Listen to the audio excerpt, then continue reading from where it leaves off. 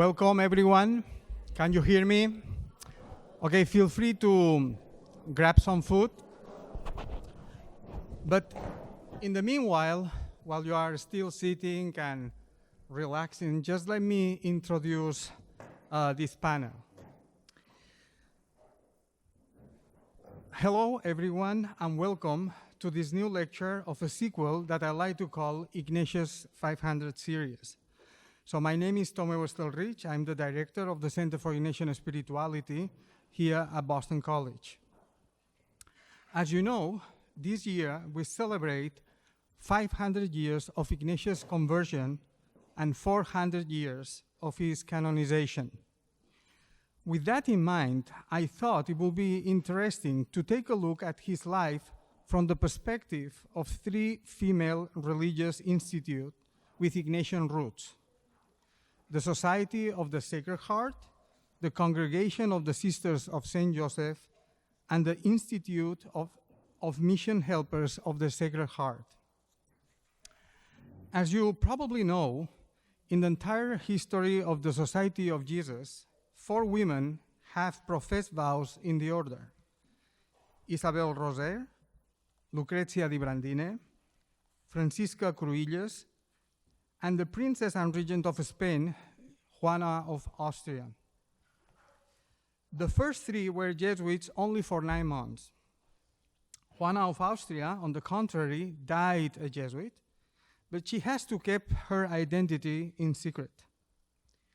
After those 4 experiments, and for complex reasons that we don't have time to get into right now, Ignatius banned the acceptance of women in the Society of Jesus for good, and even prohibited the Jesuits to take on the care of religious women or any other women as their regular confessors or directors, as appears in paragraph 588 of the Constitutions of the Society of Jesus.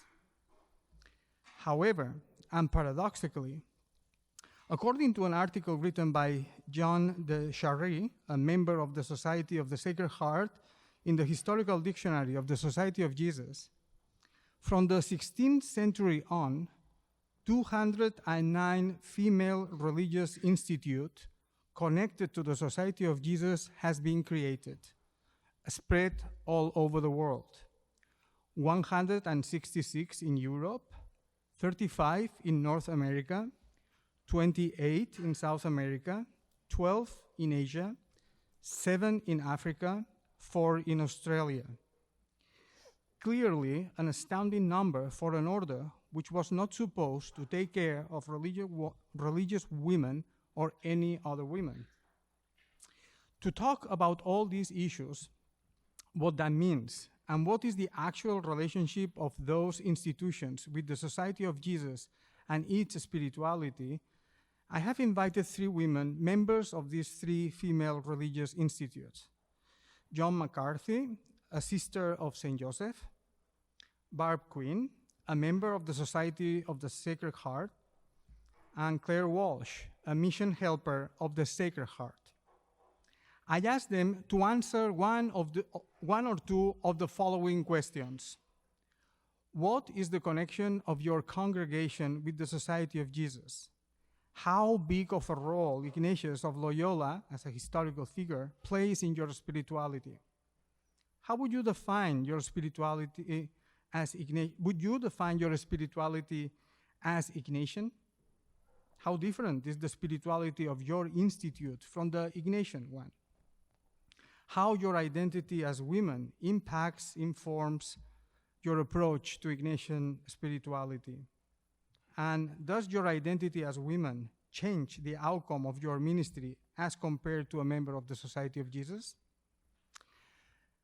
Their participation will last for about 30 minutes, and then we will have a few minutes for questions and answers. Join me with a round of applause to welcome our 3 panelists, Joan McCarthy, Barb Quinn, and Clare Walsh.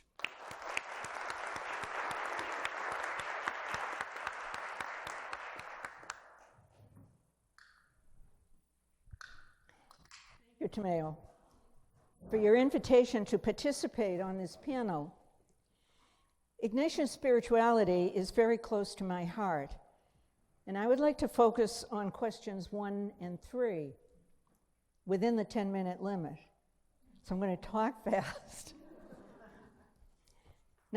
Question number one is, tell us a little bit about your congregation and what is the connection with the Ignatian Jesuit tradition? Well, what is my congregation? It's the Sisters of St. Joseph of Boston. We're an ecclesial community of women, sharing life in an apostolic, diocesan, religious congregation. We're impelled toward realizing the union of ourselves and all people with God and one another.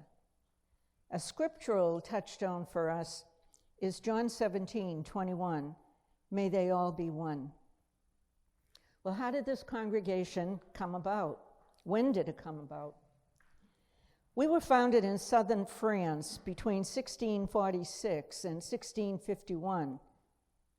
The 30 Years' War had raged in Europe from 1618 to 1648.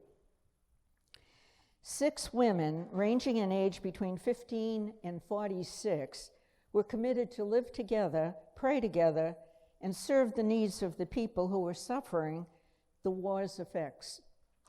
Only one of these women, a war widow, knew how to read and write. The women were responsible for a hospice in the city of Le Puy, France, and they cared for the orphaned, destitute, sick, uneducated, and imprisoned. Francois Héroux administered the hospice and was the first superior for 30 years. 2 very significant factors in the foundation are, first, the only recognized form of religious life at this time was one that was cloistered, monastic, and canonical. These 6 women became the first active religious order. Second, Bishop de Maupas of Le Puy in France knew these women and Jean-Pierre Medaya, S.J., who was doing pastoral work in southern France, along with his steep involvement in education and administration. Now, Jean-Pierre Medaya is often referred to as our founder. My view is that the path of Jean-Pierre and the 6 women intersected or were drawn together by God's Spirit around 1646. The CSSJs were officially founded with the blessing of Bishop de Maupas on October 15, 1650. A year later, in 1651, Jean-Pierre was sent to a new mission of teaching in Aurillac, France. Yet his interest in the little design, as our congregation was first called, continued. He wrote our primitive documents, which capture our spirit and spirituality. They're highly influenced by Ignatian spirituality.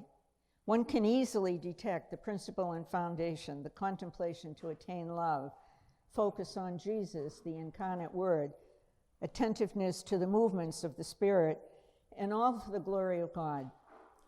These are the documents Jean-Pierre wrote in 1650 to 60. The Jesuit archives record a number of features and facts about Medaya, and I quote, Jean-Pierre Medaya was born in Carcassonne, France in 1610 and entered the society at the age of 16. Most of his early years in the society were in education at various Jesuit universities in France. He also responded to pastoral duties and missionary activities, riding on horseback and walking to outposts in mountainous France. Jean-Pierre was highly intelligent, very disciplined, fragile in health.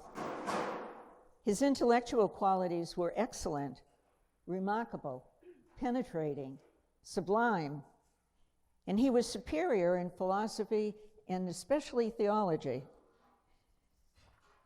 He had a balanced temperament, great talent for instructing and directing souls, and as an administrator, he was capable competent, had a natural flair for human relationships, remarkable good judgment, and apostolic sensibility, end quote.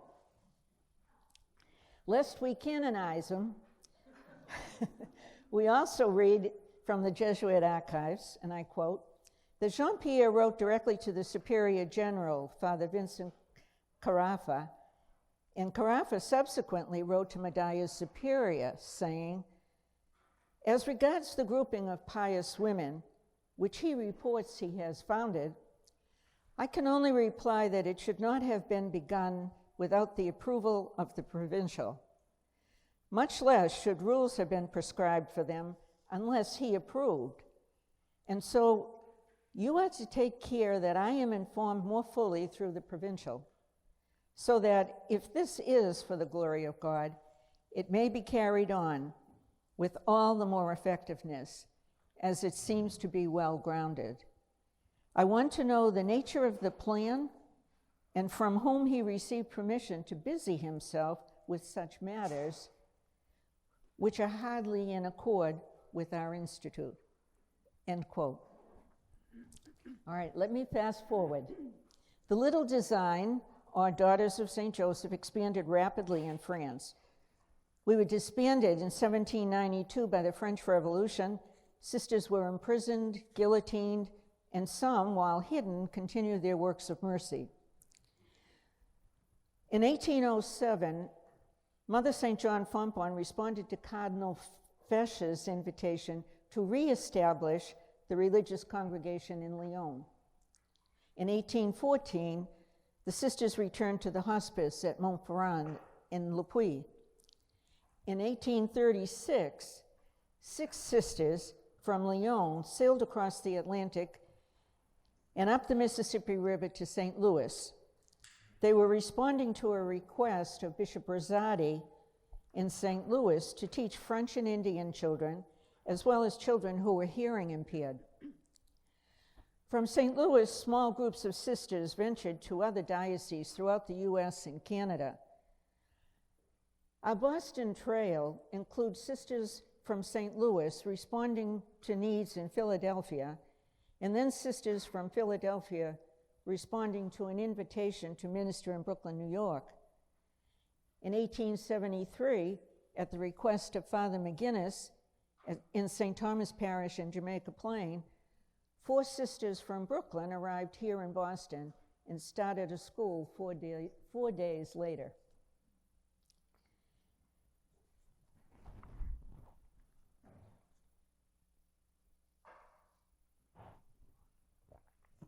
Question 3 is, would you define your spirituality as Ignatian? Yes, yes. Personally, yes, and corporately, yes. As we know well, Vatican II occurred between 1962 and 65. We studied and put flesh on all the documents, especially Perfecte Caritatis, a decree on the appropriate renewal of religious life. In the late 1960s and early 70s, a small research team made up of sisters from various CSSJ congregations in the United States joined with Father Marius Napier, a Jesuit, who had studied Jean-Pierre Medalla, and they did research on our primitive documents. As you hear in the quick description of our establishment in diocese, we become autonomous congregations once we have sufficient resources to be self-sufficient. In other words, we do not have a general aid that oversees all of our different groups. You'll hear more about that, I'm sure, from both Barbara and Clare.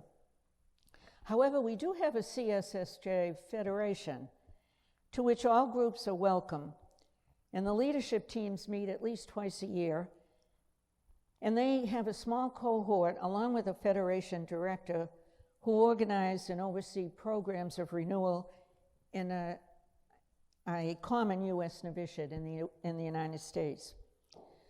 On a personal note, in 1971, I was asked by our congregation leader if I'd like to go to a year-long renewal program in St. Louis.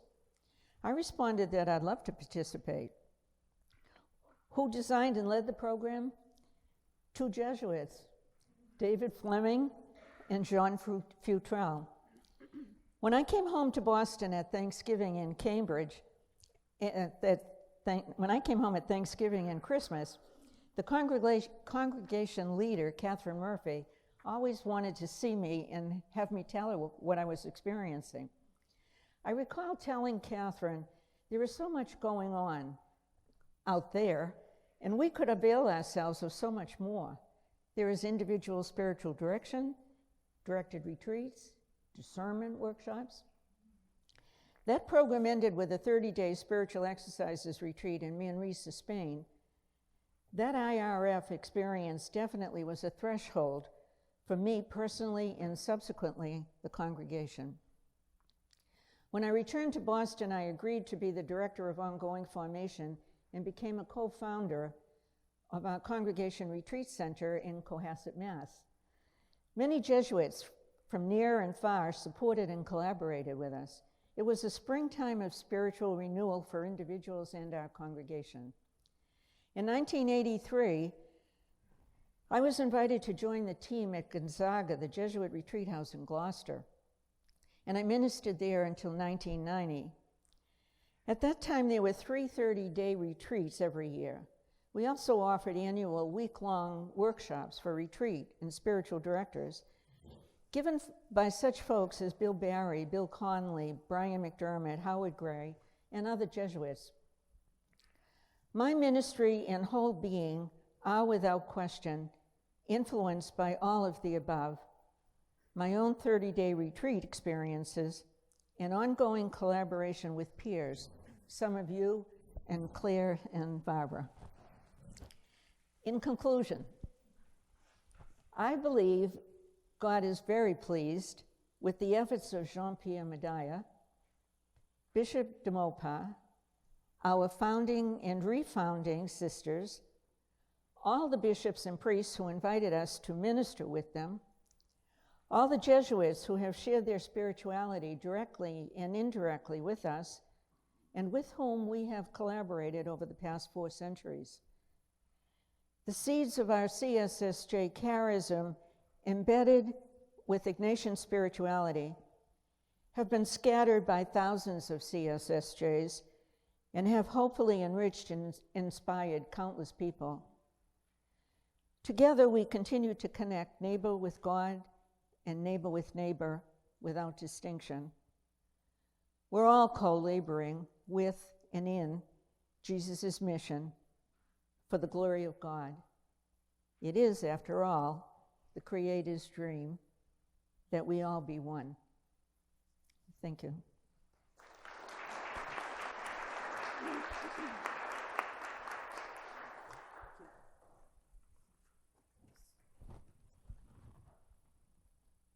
Can you hear me? Yes, good. Hard act to follow, but here I go. I really am happy to be with you, and it's been a challenge to reflect on the relationship between the Society of the Sacred Heart, my community, and the Society of Jesus. But in the end, and I want to say this in an underlined way, in the end, RSCJ and SJ are all walking the same road towards friendship with God. We're bound to meet on common ground. So there are some distinctions, but there's so much commonality because we're really in this travel together. But we are women and they are men, and so it can't be the same. A bit of history about the Society of the Sacred Heart and our relationship to the Society of Jesus. RSCJ, I'll use the shorthand version of that, founded in 1800, post-French Revolution, when many religious communities, including the Jesuits, were suppressed. Madeleine Sophie Barra, the foundress of our community, had wanted to be a Carmelite, but her brother Louis, who was a father of faith at the time, a predecessor of the restored Jesuit community, knew the plans of his 2 fellow priests, Father de Tournelay and Joseph Varenne, who wanted to start an institute after the restoration of the Jesuits, an institute of women devoted to the Sacred Heart. Well, Louis was convinced that convinced Sophie to go through, I'll call her Sophie too, RSCJ nickname, and Sophie. convinced her to go through the curriculum for seminarians that he was teaching so that she would be ready to join this soon-to-be-founded Institute of Women. And so, in 1800, the Society of the Sacred Heart was born. Clearly, our society reflects the inspiration and the influence of the Society of Jesus. Madeline Sophie likened our relationship between religious of the Sacred Heart and Jesuits as akin to sister and brother, but clearly not father and founder, I might say. In fact, Sophie insisted from the start that the founder of the Society of the Sacred Heart be the heart of Jesus. Sophie had no intention, this is quote, of founding an order of Jesuitesses or placing the congregation under the jurisdiction of the Society of Jesus or adopting unchanged the rule of St. Ignatius. But she drew on the insights and inspiration from the Jesuits, but in a form adapted to women. As Joan, hello Joan. As Joan mentioned earlier, the religious communities of women at that time had to be under what we called a papal enclosure, or as we would say today, a cloister. And Sophie, because she wanted to really express and profess the glory of the Sacred Heart of Jesus, which had become a political firebrand at that time. The Sacred Heart, the symbol of the Sacred Heart, had become a symbol in the political times of disobedience to the church. And so in order to really maintain her desire to express honor to the Sacred Heart, she complied with being under papal enclosure. However, she also was clear about adapting to the needs of the times, and so she became the founder too, and initiator of Education for Girls as our apostolic work. Our spirit, therefore, is characterized as wholly contemplative and wholly, W-H-O-L-L-Y, wholly apostolic. The two pieces braided together as one. So the question, is our spirituality Ignatian? How does our prayer reflect this? The call of Jesuits to see God in all things, to strive to give the greater glory to God, the Magus, to be contemplatives in action. Its book, The Spiritual Exercises, a detailed roadmap in the journey towards living this call. It draws on the imagery of Ignatius's own life experience, the soldier of Christ, the imagery of battle under the two standards, the images of the evil spirit and the way the evil spirit works. For example, as a commander who would look for the weak part in the flank to attack the other army, or as another image, as a seductive woman. So it's for men, not for women. Do you know what I'm saying? The accent of RSCJ is on the Sacred Heart of Jesus. The interior dispositions of Jesus' heart, the tenderness, the love of God. This is reflective, too, of the spirituality of the French school at the time. A turn inwards towards an inner manner of devotion that imposes no set or structured manner of prayer like the spiritual exercises do. The way of prayer was to be deeply personal, yet prayer itself was central for all. The heart of Jesus was the guide. Jesus said, "Learn from me, for I am gentle and humble of heart." It was that draw inward towards study and contemplation, that is, to be wholly contemplative. And Jesus' heart cry signaled our call as well. I have come to cast fire on the earth, and how I long for it to be kindled. That fire of apostolic zeal that calls us to be wholly apostolic. Two movements of one heart, inward and outward, braided in one moment. So, an RSCJ way of prayer is not prescribed. As a wise voice in the Christian tradition says, Dom Chapman, pray as you can, not as you can't. That's the way Sophie wanted it to be. I sent the questions that Tomeo gave us to several RSCJ to say, what's your take on this? I'm one voice among many. And one of our sisters answered this, that she did not have training in Ignatian prayer as a novice because her novice director recognized that that was not her way in a structured form, that her way was much more free-flowing and contemplative, and so she should not study the Ignatian way of prayer. God of freedom is alive and well in this tradition. The Ignatian influence in our tradition is clearly there. Spiritual directors have always been the preferred. Confessors, Jesuit confessors, have always been preferred. Discernment is the groundwork for our spirituality also, but always as women and not as men. One last area of comparison is the area of governance. Again, our two communities are traveling the same road to the end point towards the glory of God, but there are differences in this area of governance as well. I believe the governance structure, and I'm really saying this with all humility because I see some of my good Jesuit friends out there. I believe the governance structure of the Jesuits is a bit more hierarchical than we are. We still friends? Okay. The Jesuits here will have to speak for that, of course, in the questions and comments. Of course, there is consultation between the Jesuit provincial and a member. But as I understand it, if the provincial sees a need that a man can fill, he is sent to do that under obedience. Our provincial has authority to do this as well, and occasionally that will happen, but it is not the usual approach. Ours is a more mutual discernment between the provincial and the woman until we come to a point of peace and freedom.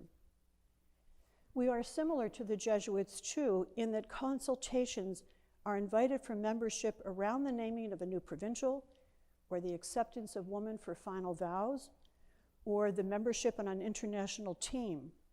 And then the head of the society and her team decide. But while the Society of the Sacred Heart finds its roots in a more hierarchical structure, as is true of the Jesuits, and we did, that was very much the way of religious communities for a long, long time.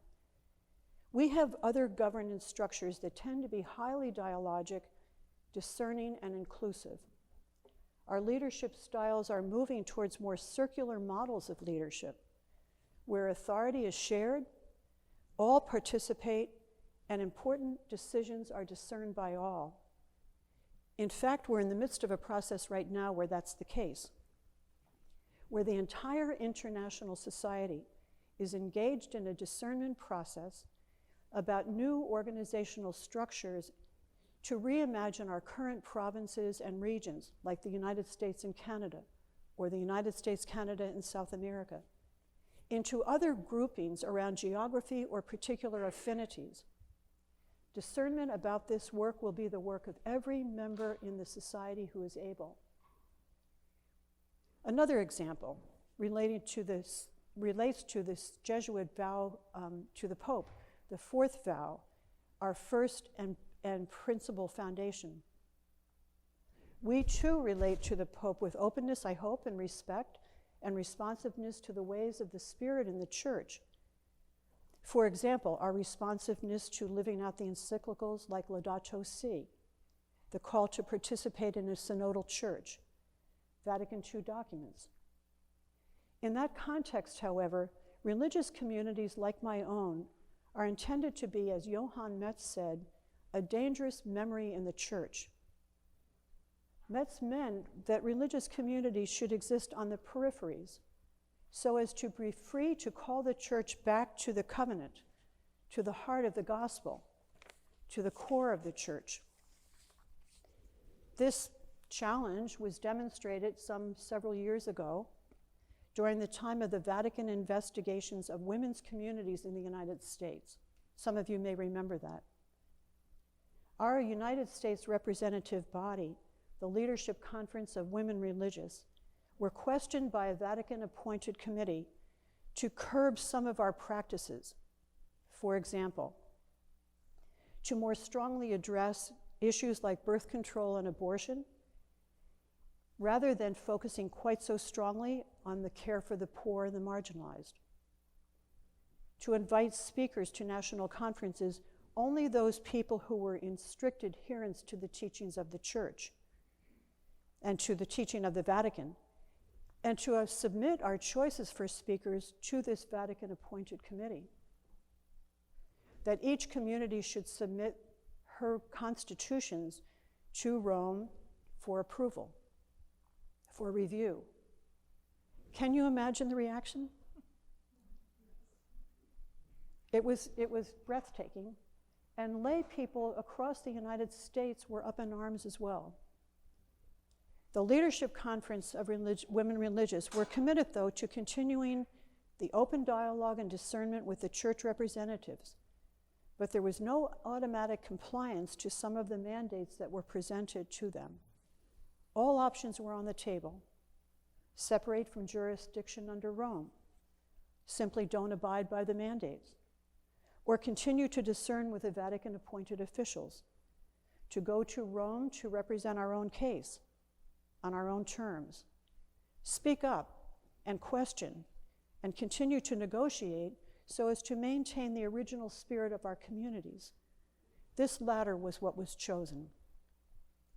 In the end, Pope Francis intervened and the mandates were withdrawn. It's a serious example of women making every effort to work within the church in a discerning way while protecting the integrity and the freedom of each community's spirit and charism. So, we, RSCJ and SJs, share deeply the common values and inspiration that have shaped our lives. There's no doubt about that. In the end, we continue to have great affection and gratitude for our brothers, while we continue to live and try to live as faithfully as we can our life as women in the church who desire to live the gospel and to serve God's people. Thank you.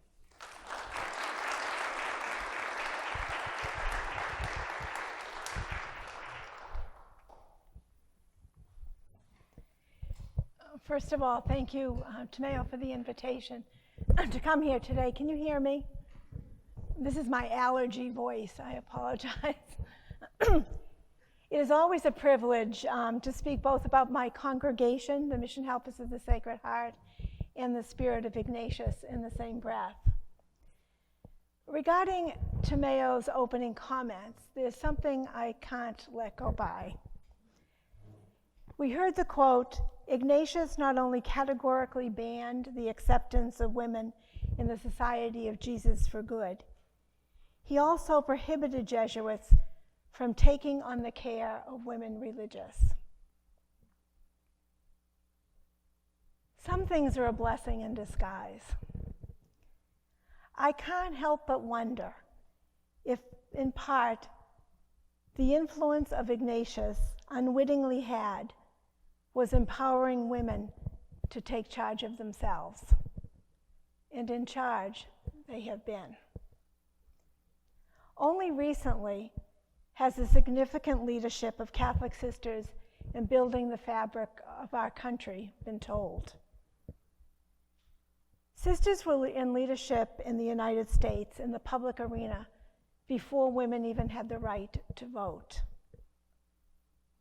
So perhaps we should say, thank you, Ignatius. Just as the investigation backfired, there's a lesson in here somewhere. My congregation, the Mission Helpers of the Sacred Heart, was influenced by the Jesuit constitutions, heavily influenced, was founded in America in post-Civil War Baltimore in 1890 by 4 women on retreat, a retreat they directed themselves to discern the founding of a new kind of religious community, a community without walls. A community that was to be founded to accompany, and that word was used in our first constitution, the thousands of freed slaves who had headed north in the immigrants who were coming to our shores. Not a story unlike today. One of the key differences between the mission helpers and the Jesuits, mission helpers is my shorthand, mission helpers, we do not own or sponsor institutions. Neither education nor health care was ever our apostolate. We were, from the founding of our community, a community without walls, without institutions, that worked hand in hand with lay people called to mission. Mission was front and center. I say that even though I wanted to be a Trappist, but I ended up in this community because I like to go out to lunch, but I didn't, but it's strange. In the early years of my community, the Jesuit constitutions were more clearly defined than Ignatian spirituality. Ignatian spirituality as a field came into its own later, during my later formation years. As a novice, I remember we tongue-in-cheek called our little black book the prayer manual, which was given to each of us on entrance day. And included in that and prayed every day by every mission helper, either individually or communally, was the Suscipiae, prayer to St. Francis Xavier. Francis Xavier was huge in my community because he was a missionary. The examen twice a day before the noon meal and a night prayer, a prayer for generosity, prayer to the Sacred Heart. But as our archives will say, they were all borrowed at the time from Jesuit prayers. My novitiate classes included learning to pray with my imagination, the history of my community, our constitutions, as well as the life of St. Ignatius, and themes on the exercises, what it meant to be a discerning person, not the rules for discernment, what it means to be in mission, as well as classes on the vows, the rule of silence, the guarding of eyes, such things that would lead me to say, what's a nice girl like me doing in a place like this? There were plenty of those kinds of questions. We made an 8-day retreat every year from the moment I entered, and still do, and a 30-day retreat before final vows, and still do. Jesuit authors were read aloud at meals which were eaten in silence. Our tertian year was called a juniorate. Our mother house, to this day, is right behind Loyola Blakefield High School in Towson, Maryland, and Jesuits presided and preached at our daily liturgies. So on one level, the Jesuits and the Jesuit constitutions influenced the order, the structure, and the discipline of our vowed life. However, on a more lasting level, this permeated our spirituality. I am forever grateful to Ignatius, providing me and most in my community with access to Jesus. Ignatius helped me to trust my own experience of Jesus at a time when the church and society didn't trust women's experience. For me, one of the greatest gifts of the exercises and of Ignatian spirituality, perhaps to women in particular, is coming to trust our own experience of God.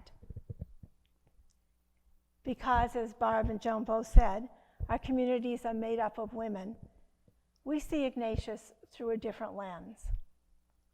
Seen through the eyes of women, Ignatius has a different hue, less militaristic, less gendered in language, more fluid in governance, more nuanced in obedience.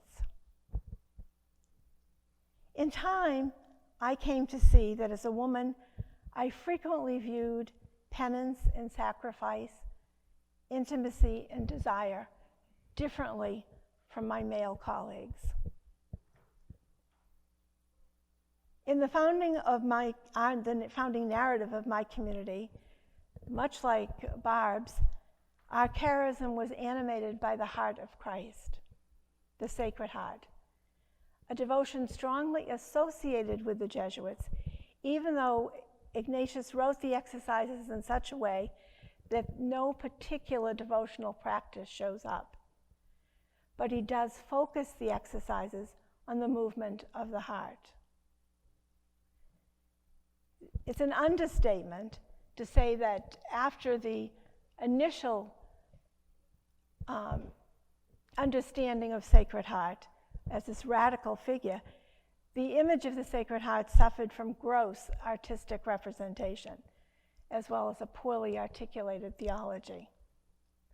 For much of my religious life, this core heart was my experience of that, my relationship to that was anecdotal. It was remembering a syrupy picture of the Sacred Heart on the living room wall of my grandmother's house, or a copy of Sacred Heart Messenger on her coffee table, filled with vocation ads. My entrance to my community began when I felt particularly drawn to a picture of one of our sisters in those ads on mission in Venezuela. I've never been to Venezuela. But in time, along came Jesuit Pierre Teilhard de Chardin, Calrana, beloved Pedro Arrupe, all animated by the heart of Christ, by the enormity of love. And each contributed to reimagining how we viewed and related to the heart of Christ. Pedro Arrupe, in speaking to his brothers, said, "I have always been convinced that what we call devotion to the Sacred Heart is a symbolic expression of the very basis of the Ignatian spirit." He spoke of the Sacred Heart as one of the deepest sources of vitality for my interior life. Supported by this, and by the conferences and letters of Mary Frances Cunningham, my foundress, and informed by a more feminine theological scholarship, newer images revived this storied prayer and gave us a new way of thinking and relating to the theology around the heart of Christ. We refocused our attention to falling in love and staying in love with Jesus. Excuse me. For me personally, an interest in the relationship between the heart of Christ and nonviolent theory has captured my imagination, buoyed by the exercises and by key themes of the exercises. Allow me to end by saying that I have spent most of my ministerial life, 41 of 54 years, working with Jesuits in myriad ways. And Jesuits are both my dearest friends, my closest friends, and my favorite people to argue with. And it is with deep affection for Jesuits that I say, I am not a mission helper because I cannot be a Jesuit. My vowed life is not a consolation prize. I love my congregation, and I love Ignatius. And I love that although we express it differently, I share that love with Jesuits and with countless laymen and women. In the end, whether our founders are male or female, or whether we're called by our baptism to mission, I think we all would agree with poet David White, who said that our shared call is how to find a way to die of generosity. Thank you.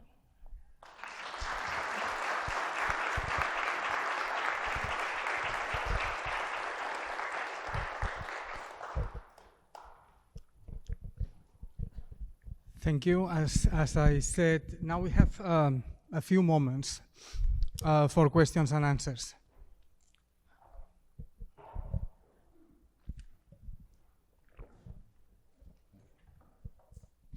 Thank you. Thank you so much. You make me proud to be a religious woman. I have a comment and a question. My comment is that it's very interesting that each of you spoke about the founder of our religious orders as the men, as you know, like I'm an RSCJ like Barb. So Father Veron. Joan spoke of, I can't even pronounce his name. Okay. And Clare, you did use the word foundress. So I think it's interesting that although it was the women who grouped themselves together initially, it was when they got the male involved that something coalesced. And I'm wondering if that would be true in today's world. My second comment is, I think it would be very interesting in this year of Ignatian spirituality to hear from some Jesuits about how their 400 years with women have changed them.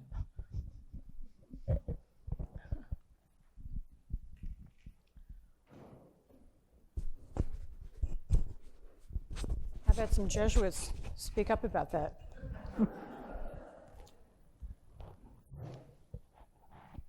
I said that. Actually, that was Claire suggest that when we were preparing this conversation, she was the one who suggested to have that topic. However, we are not going to have it right now, okay? We are going to have it sometime later in the year or maybe next year. But any comment about the first question that you would like to say?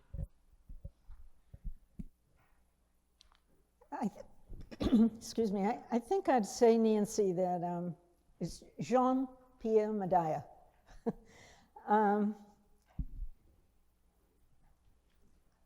It's true that there were connections, like with the bishop in Le Puy and Jean-Pierre Medaya. It was just a really neat intersection of gifts, and that our congregation was founded. But I don't have a sense, the women were already doing their work and continued doing their work at the hospice before and after they were founded. So they didn't need anybody to help them do that.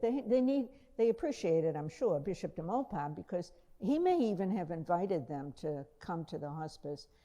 There was just a nice relationship as far as I can tell. The last part of your question, would the same be true today, that we need men to do something, is obviously no. I think we really, really like collaborating. And we can influence one another and support one another in new endeavors. I was just up at Gloucester for 10 days, and we were doing a program that's a novel kind of program, because they don't need novel programs. They've got their own retreats that go on and on. But anyhow, they collaborated with me in a program that I wanted.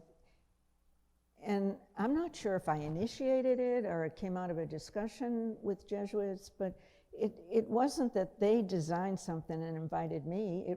I was a really big part of it. So that's just a little example of, no, we're all in this equally, I think, now. And I think good collaborators.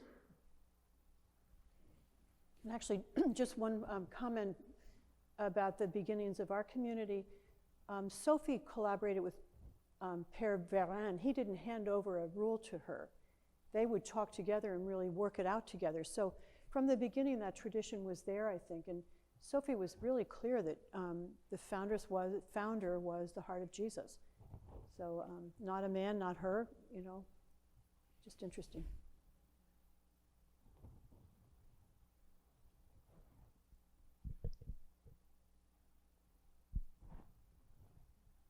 Anyone? Not too good with this. I'm kind of curious because for many, many thousands of years, it's been men who have been in charge. And you say that each of your communities developed, the women were already in mission or in community.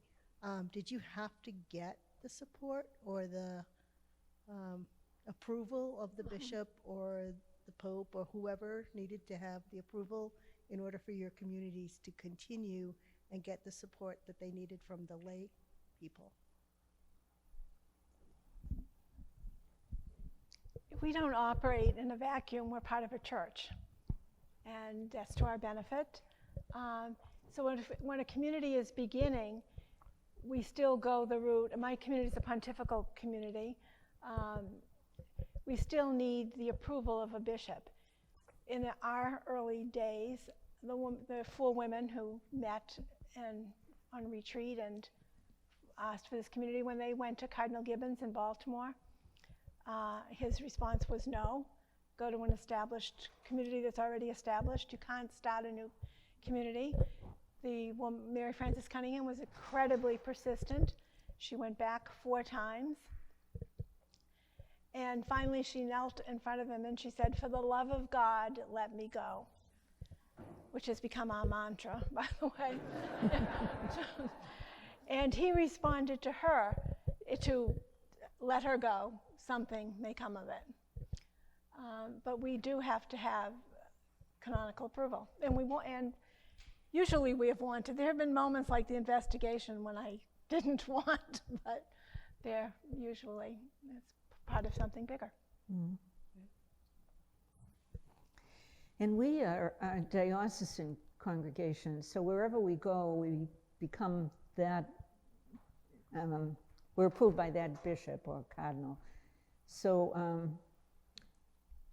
like if when we wrote our constitution, I think we did have to send it to Rome, but it's really approved by the bishop. But what we do, we have elections of our leadership and all, and obviously we'd invite the cardinal or the bishop archbishop to come. But from my experience, they're really figureheads. You know, they come because they want to support us, and they are our superiors in a sense, but they let us go and they let us be. However, I'm thinking of, I think it was in the 1930s, and Cardinal O'Connell was the cardinal in Boston, and that was a really tough time, and it almost split our congregation. And when we would have a chapter, a meeting of our sisters to make decisions, this would all come up about how he was being dominating, and he interfered with our elections. He wanted a particular sister to be the head of the congregation, but the sisters didn't want it. But they didn't want to go against the cardinal. That's where a great schism was erupting. So the sisters stood up to him, and we eventually elected our own superior, but it wasn't without terrible pain. And actually the sisters that were part of that chapter were asked to be silent about it. And it wasn't until we had discernment workshops in the 70s, I think, that some of the giants in our congregation got up and said something about the 30s and that election and the effects of it and the interference with the cardinal. They did keep the silence up until that point, but it was really freeing and very interesting. So we know a little bit more about it now. I want to be very mindful to your time. It's almost 1, and I want to close this lecture. Thank you very much for attending this talk. As always, spread around the table. You can find some Ignatian cards that you can take home with you. I encourage you to take one and to come to as many lectures as possible during this Ignatian year to complete the collection. There are 22 of them, so you are welcome to take as many as you want. Our next lecture will be on 2 weeks, on Wednesday, March 16, here at Gasson 100, in which Father Sayo Pil, the superior of the Jesuit community and associate professor in the physics department, will talk about how to live out the Jesuit mission, Ignatius Loyola, science, and the research for the God who creates. I hope to see you there. So thank you very much and have a good day.